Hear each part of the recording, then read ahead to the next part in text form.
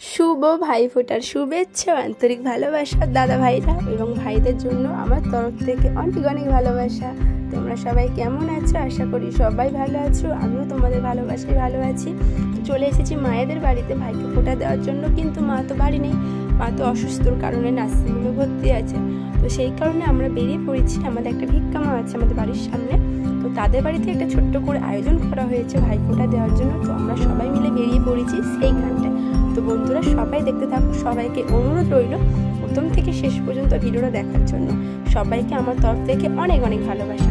চলে এসেছি ভিক্ষা মায়েদের বাড়িতে। এখানে দেখো ভাইয়ের আয়োজন করা হয়েছে ছোট্ট করে, কিন্তু মনটা খুবই খারাপ লাগছে, কারণ আমরা বাড়িতে একটু বেশি করে আয়োজন করি, মা থাকে, বোন থাকে, একটু খুবই কষ্ট লাগছে। কিন্তু যাই হোক, ভাই ফোঁটা তো মেয়ে ফোঁটাকে ছোটোভাবেই হোক বড়োভাবেই হোক। তো এখানটা আমার দিদি যেহেতু বড়, দিদিকেই বসে দেওয়া হয়েছে ফার্স্টে ফোঁটা দেওয়ার জন্য। দিদি ভাইকে ফোঁটা দিতে শুরু করে দিয়েছে। আর তোমরা সবাই কতটা ভাই ফোঁটা আনন্দ করেছো অবশ্যই কমেন্ট করে জানাবে। আর তোমাদের সবাইকে আমার তরফ থেকে অনেক অনেক ধন্যবাদ এবং অনেক ভালোবাসা, এইভাবে আমাকে সাপোর্ট করার জন্য, পাশে থাকার জন্য। তো আমার দিদি এখানটা ভাই ফোঁটা দিতে বসে গেছে, কিন্তু একটু মনটা খারাপ লাগছে। তার কারণ হচ্ছে আমার 3 বোনে প্রতি বছর ফোঁটা দিই। এবছরে বোন তো মায়ের কাছে নার্সিংহোমে আছে, কারণ মা তো একা থাকতে পারবে না। তো সেই কারণে বোনকে ছাড়া একটু মনটা খারাপ লাগছে, কিন্তু তাও আমাদের হাসি মুখে সব কিছু করতে হবে। কারণ একটা শুভ দিনে আমার মন খারাপ করলে ভাইও মন খারাপ করবে। তো সেই জন্য আমরা সবাই মিলে একটু আনন্দ করছি। এখানটায় ভিক্ষা মায়ের 2 মেয়ে আছে, আমরা 2 বোন এসেছি।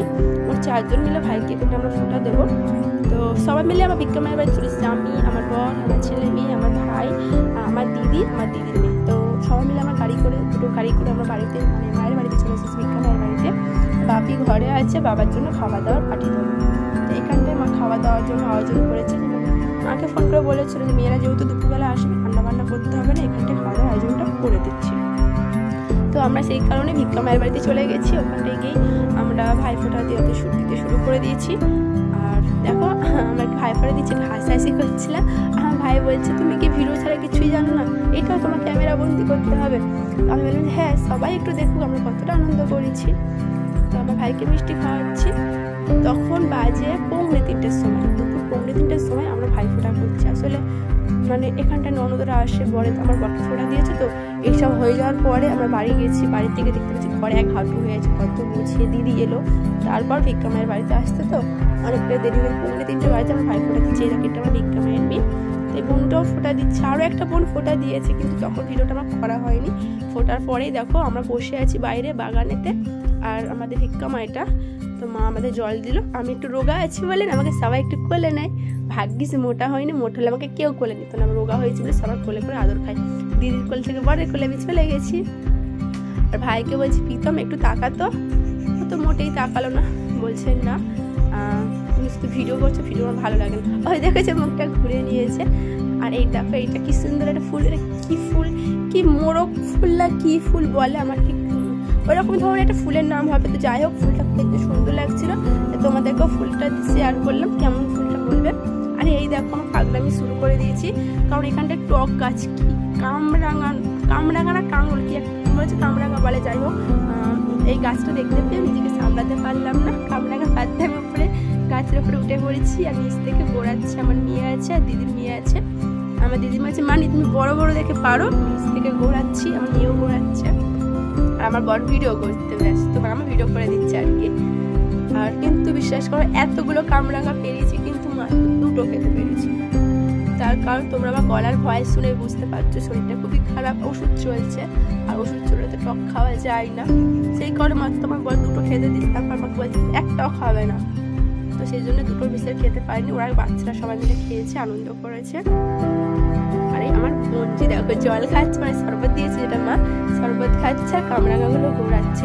তো খুবই আনন্দ হয়েছে। আমি লোভ সামলাতে পারছিলাম, শুধু ভাবছি যে নিচে যাবো কখন খাবো, একটা মাংস গাছ থেকে পেরে আমি খেয়েই নি। আর ভাবছি গাছে কত নোংরা, মানে কত পাখি টাকি থাকে, কিন্তু মন মানছে না, ভাবতে এটা খেয়েই নি। তো সত্যি কথা বলতে গেলে আমি না গাছ থেকে পেরে না খেতে শুরু করে দিচ্ছি। হয়তো এটা আমার উচিত হয়নি, কারণ না ধুয়ে কোনো জিনিসটা খাওয়া উচিত নয়, কিন্তু আমি খেয়ে ফেলছি। টক জিনিস তো চোখের সামনে সহ্য করতে পারছিলাম, নিজেকে সামলাতে পারছিলাম না। তো দেখো আমি না খেয়ে নিয়েছি।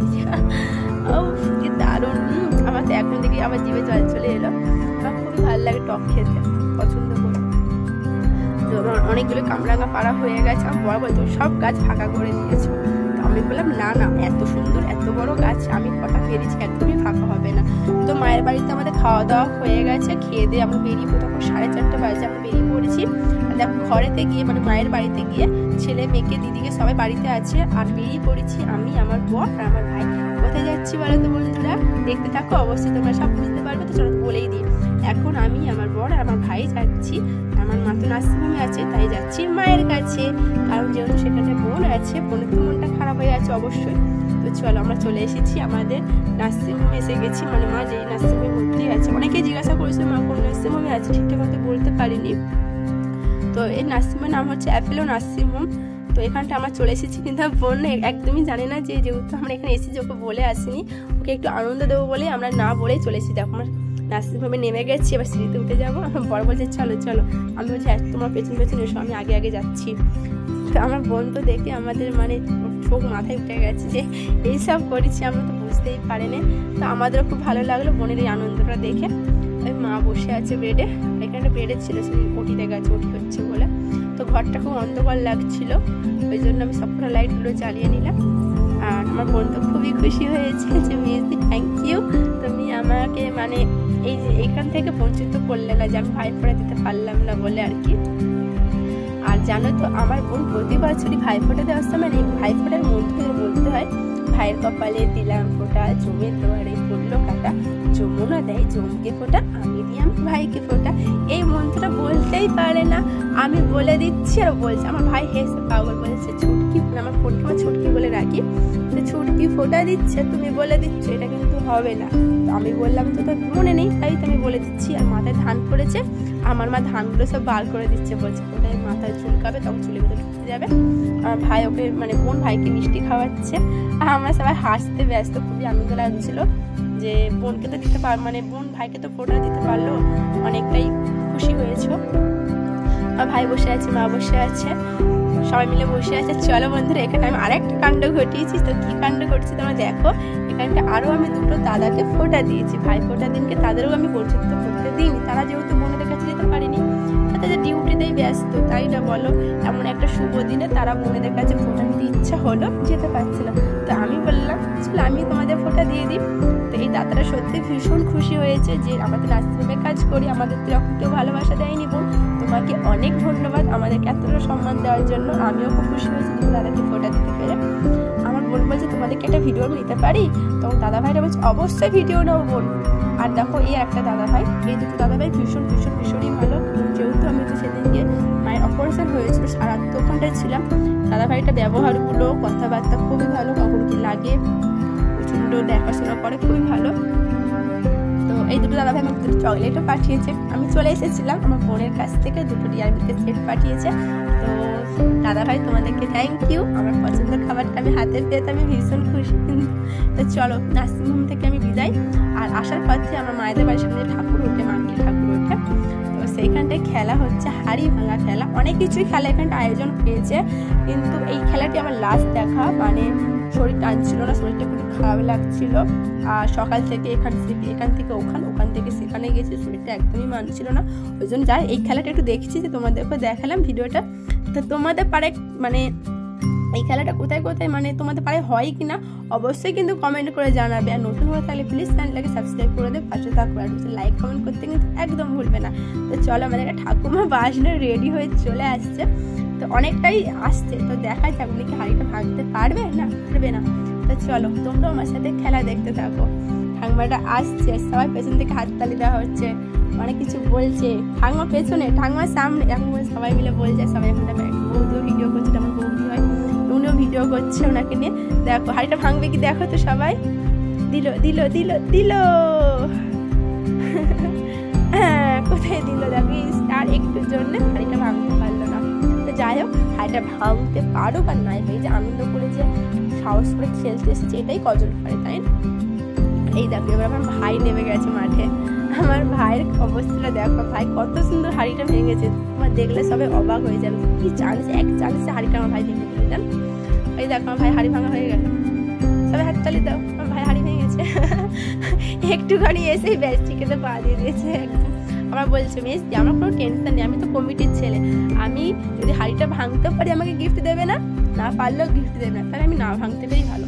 এই দেখো আমার পাখি রানিও খেলা করছে, আমার মেয়ে খেলছে, আমাকে খেলতে সবাই বলেছে, কিন্তু ভালো লাগছিল না, আমি কোনো খেলায় নাম দিইনি এবছরে, একটা খেলাই খেলিনি এবং কি আমার কিছুই করিনি এবছর, মা কালী ভালো করে মানে ফুল জোরে ধরিনি। এই একটা দেখো একজন ইনি হাড়িটা মানে আর একটু জন ইনিও ভাঙতে পারলো না, কিন্তু পুরোটা মানে সবার চাইতে উনি পুরো একদম ভালোভাবেই এসেছে।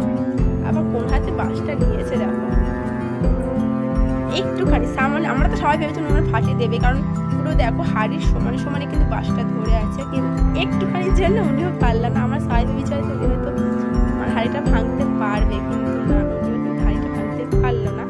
তো চলো এই দিনে এখানেই আমার ভিডিওটা শেষ করছি। তো এখানটা একটু আমরা আনন্দ করছিলাম, ঠাকুরের ভোগ তৈরি হচ্ছে যেহেতু, সবাই মিলে একটু ভোগের আয়োজন করলে নিজেদেরও ভালো লাগে যে ঠাকুরের ভোগে একটু হাত দিতে পেরেছি।